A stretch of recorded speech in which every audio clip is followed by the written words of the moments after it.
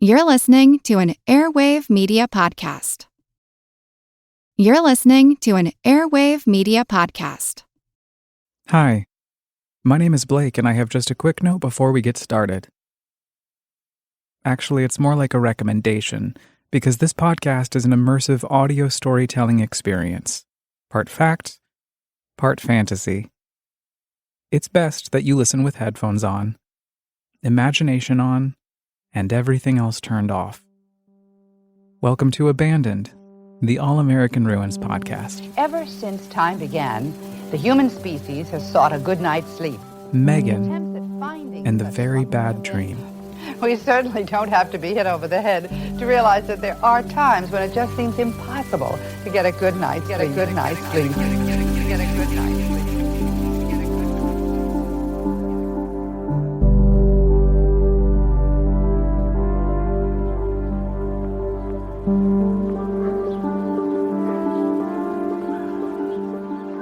When I was a kid, I had a recurring dream about a giant. Other plot points in the dream probably varied each time it played in my head at night. I can't really remember. But one part of the dream was always the same. And no matter how many times I tell people about it, it's impossible to relay just how scary it was. That's the funny thing about dreams. You can try and explain them to other people, but ultimately, accurately elaborating on the skewed sense of reality in any personal dreamscape is impossible. Luckily, we're all equipped with an imagination. So, like a game of telephone, I can hear someone else's dream, and my brain will reinterpret their dream reality to suit my own understanding of it. I guess that's kind of what I help you do with this podcast, but through sound storytelling instead of dream storytelling.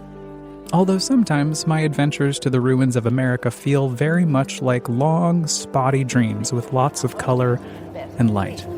Scientists speculate on why some people just can't seem to get the rest they need. Within each of us is a natural clock.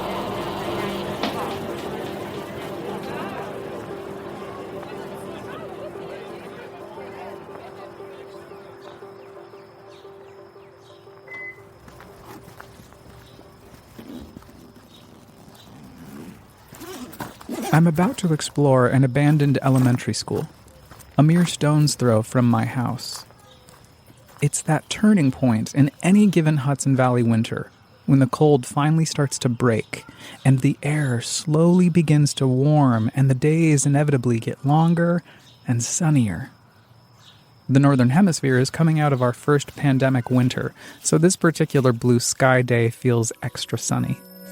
With a smaller class, I could spend more time with each student. Students with special needs deserve more help. Parents and kids are fundraising to cover the basics. There aren't enough textbooks and supplies to go around. Opened in 1959, the Tillson School only lasted until 1983, when the Kingston City School District began to shut down its more remote sites. The hamlet of Tillson is the southernmost tip of the district lines. For the next few decades, the district leased the building to various independent and alternative schools until it was purchased in 2005 by an independent development firm. Through the years, petty small-town drama has hovered over the former site of Tillson Elementary, making it a repeat agenda item during monthly town council meetings. It's about our children's future. Please vote for public education.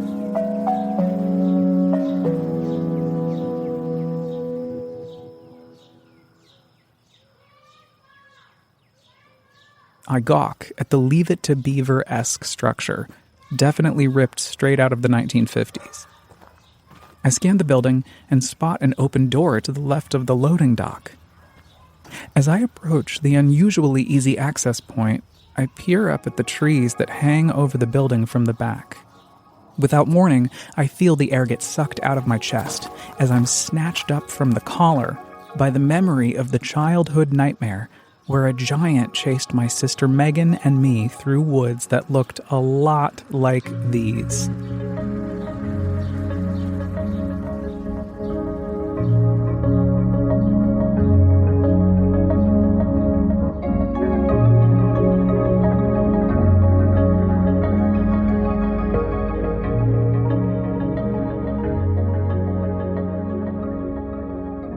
In a bizarre tug-of-war between this nightmare, daydream, and reality, I'm yanked back and forth between the two, the feeling of Megan's warm hand gripping one hand, the sensation of the spring day sun caressing the other. The dream starts in a wheat field on the outskirts of a pretty big forest. I'm in the field with my kid sister Megan, and we're running away from a giant wearing red overalls. He's very tall, and he's dragging a large club on the ground behind him. Though he can't run, his gait is so wide that every step he takes is like 10 of my sister and my running steps. Still, we manage to get ahead of him and enter the dark woods. Once we've run far enough, we duck behind a fallen tree, resting on its side. It's taller than both of us. I can't hear the giant anymore, for now. All I can hear is the sound of our panting, gasping for breath. She's crying, so I put my index finger to my lips. Her cries wane, and I know she knows. I will protect her. Neither of us says it, but we both know. Suddenly, Megan's eyes widen as the thunderous sound of the giant's footsteps enter the woods. I peek out and see him in the distance. Megan and I cover ourselves in branches and limbs and lie face down. There's a small hole in one section of the tree that burrows straight through to the other side. And if he looks through that hole, the giant will see us. We lie very still, listening to the menacing sound of the giant's approach. We take hands and close our eyes as the giant stops directly next to our hiding spot.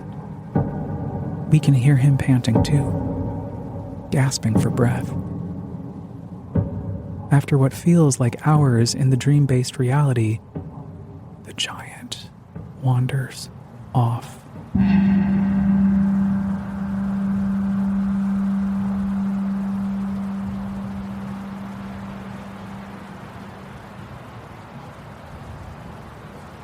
That's all I can remember. I have no clear understanding about why we were even running from the giant in the first place. We both just knew instinctively that he was dangerous. For years, the dream debilitated me. Then at some point, I stopped having it. Maybe it's because my dad showed me The Exorcist when I was 12, a new cause for incapacitation. I think about the dream from time to time. It's tattooed on my brain, though it's possible that the older I get, the more the dream has evolved inside my head. That's the other funny thing about dreams. Once you wake up from them, they immediately take on a new shape, and you're left with the daunting task to piece them back together.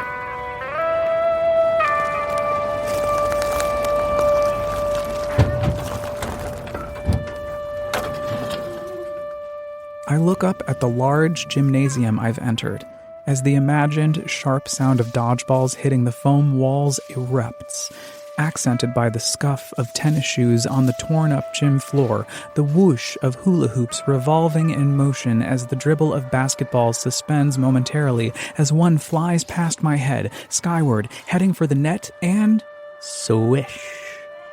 3-point shot! These fifth graders are good.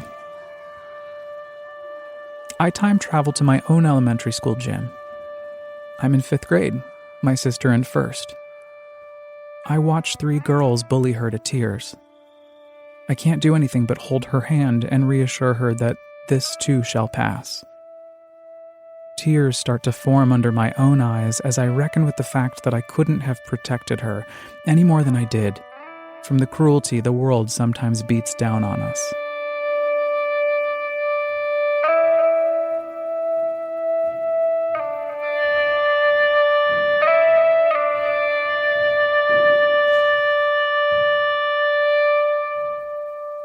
I hop up on stage, staring out with grandeur across the cavernous shell. Light shines down from the windows tacked up on the furthest wall. I jump down, approach the padded walls, and press my hand into one, glancing down at a torn dodgeball on the floor. I kneel down to inspect it. and I hear the specter of young Megan behind me, asking if she can play with me. Her tiny voice punctures my chest, and I wish she was really here with me.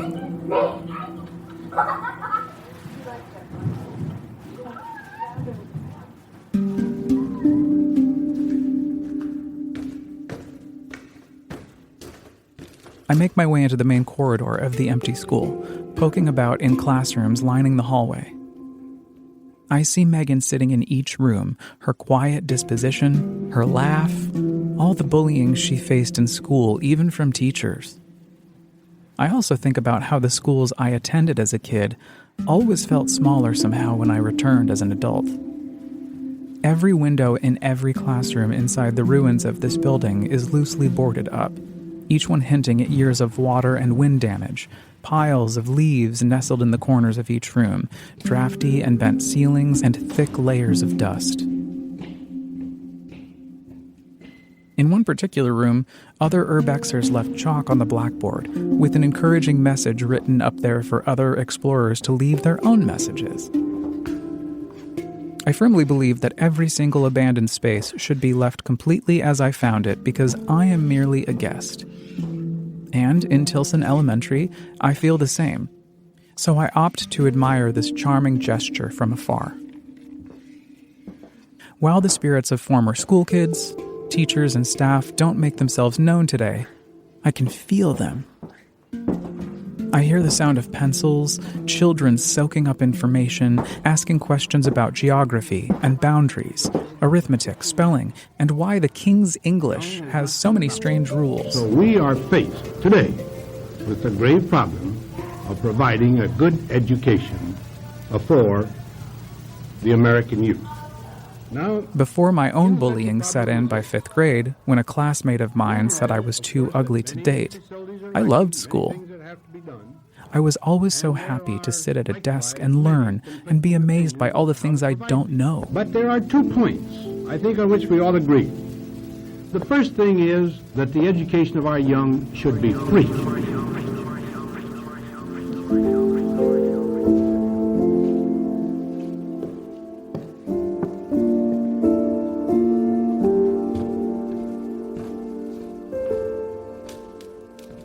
I exit the chalk room and find a bathroom covered in cartoon paintings of sea animals. As I levitate and snap a selfie with an octopus, he immediately asks me to please delete that off your phone. But I don't and continue down the hallway, reminiscing on every single one of my elementary school teachers, kindergarten to 5th grade. Mrs. McGonigal, Mrs. Ellsbury, Mrs. Gamberbiven, Mrs. Pine, Ms. Hudson, and Mr. McLean, who incidentally became my mom's realtor years later. Each of these teachers gifted me with the access to and appreciation of knowledge and an ongoing thirst for curiosity. As I pass by a small room with several cracked windows labeled Principal's Office, I think about my elementary school principal. I peer through one of the windows and recall the single time I was sent to his office. I was in the 2nd grade when a girl named Kelly and I giggled our way through a field trip to the symphony at the Colorado Springs Pikes Peak Center. Mrs. Gamberbiven was not pleased. I also remember the 1st grade when I sent someone inadvertently to the principal's office, Shelby Thomas, when he bit my arm while we lined up to go inside after recess. My mind drifts as I think about my 3rd grade best friend Eric, who picked me up over his head to impress some girls in the schoolyard, but accidentally dropped me face first, where my 2 front teeth shattered into the concrete, resulting in multiple dentist visits over the course of my life. Being depantsed on the first day of 1st grade by the schoolyard bully Chris, taking a limo to the putt-putt course in the 4th grade after successfully reading 50 books in 1 year, lying to Mrs. Ellsbury that my family had gone to the zoo one weekend, for no particular reason except to feel exceptional. Escaping reality as a kid wasn't always a good thing, and it often got me into trouble. Gliding through the history of a space that at one time offered valuable resources to young minds, I'm a ghost to my own past. I wander into another room and feel my lungs freeze. On the wall is a paper towel dispenser and a soap dispenser. And surrounding that outline are several sets of handprints, dipped in a pinkish-purple paint, circling the shadow of the former paper towel dispenser. It startles me. I lay my hand on top of one of the sets of hands and slowly push the button of the soap dispenser with the other. A steady stream of pink soap flows out as my body begins to burst into a million tiny pieces. I'm whisked away back to my own elementary school, the sound of the digital bell ringing down the hill from Mount St. Francis, the convent in the building that was once the MWA Tuberculosis Sanatorium, just up the street from the abandoned dairy farm, which by now you know so much about if you've listened to the show before.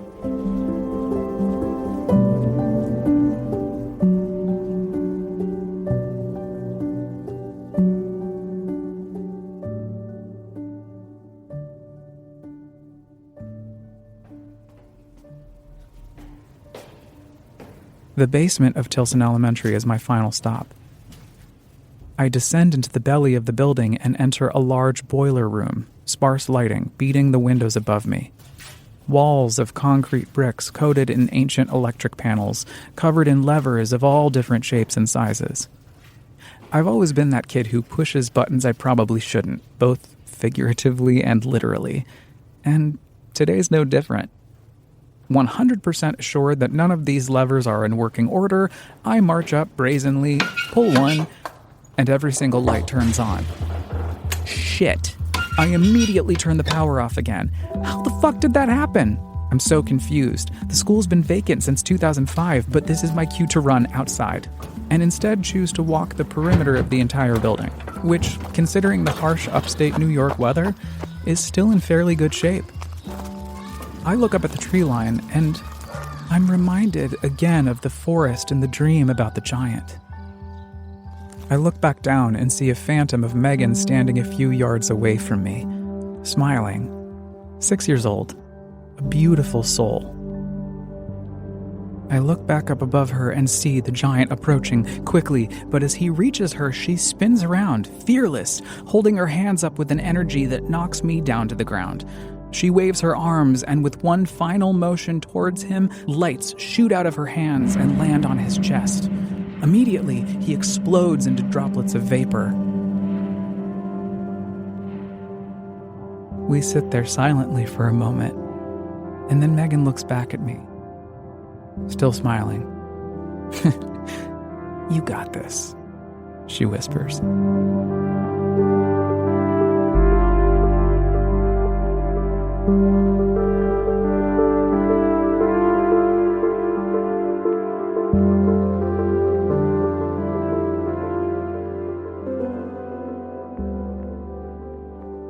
If you're just tuning in, welcome to the third season of Abandoned, the All-American Ruins podcast. Join me every other week as I take you on an immersive sonic journey, recounting my expeditions of abandoned spaces across the United States, which I transform into fantastical audio experiences that allow you, dear listener, to dive into my imagination with me, or maybe inspire you to go out and use your own. If you don't want to miss it, please subscribe on Apple Podcasts, Spotify, or wherever you get your podcasts, and subscribe and rate and review, etc., etc. Also, if you like to read or enjoy amateur photography, just know that each episode this season is adapted from the original All-American Ruins blog, where you can catch up on more of my adventures. Just visit allamericanruins.com or follow me on Instagram at allamericanruins. Abandoned, the All-American Ruins podcast is hosted, written, edited, and produced by me, Blake Pfeil, with studio space courtesy of Radio Kingston, WKNY, AM 1490, FM 1079 in Kingston, New York. Also, a huge shout out to my big brother Ryan, who provided very valuable feedback on every script for every episode this season. And thank you, my friend, for taking the time to explore these abandoned spaces with me.